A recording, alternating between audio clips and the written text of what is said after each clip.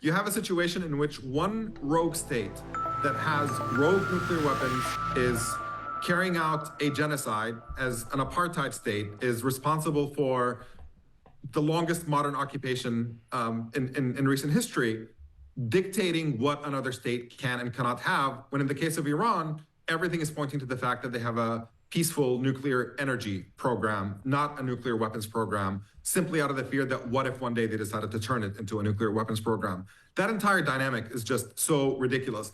The most elementary moral principle, the principle of universality, says that if something is right for you, then it's right for others, and if it's wrong for others, then it's wrong for you too.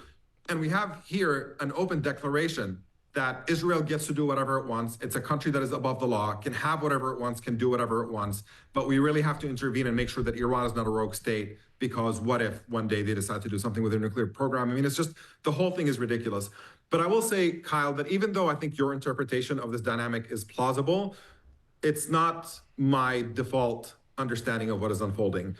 I think that the firing of Mike Waltz on the understanding that part of why he was fired is because he was working with Netanyahu to drag the US into a war with Iran seems plausible. The fact that there is a significant part of the Republican base at this point that would be opposed to the US getting engaged in another lengthy war with Iran, which, by the way, would make Iraq look like it was nothing. I mean, this would be the most significant military intervention, and the repercussions for it would be absolutely devastating, simply because Iran does have enough military capacity to retaliate in a way that would not make this easy or short or quick for anyone.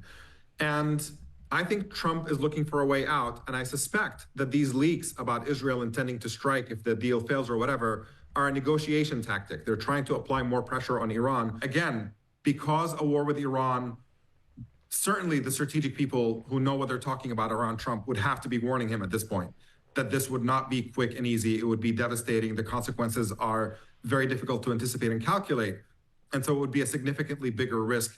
I think Trump likes to do things that he knows he can get away with quickly and just kind of emerge victorious in some way or another. And unlike the campaign with the Houthis, I think he ended up backing off of it because he realized it's going to be fruitless, that they've done the best they could. They're losing precision ammunition in large quantities. They're not making dumping fighter jets off of aircraft carriers. Exactly.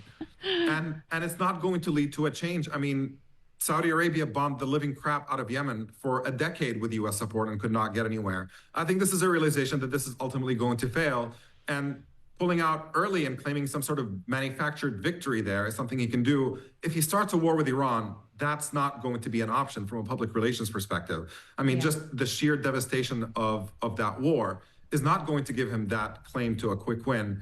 And I imagine that if not he personally, certainly people who know what they're talking about around him would have to be warning him that this could be a quagmire of an entirely different scale. And therefore he might be a little bit more hesitant to go into that frame. آنچه در مورد ما میگویند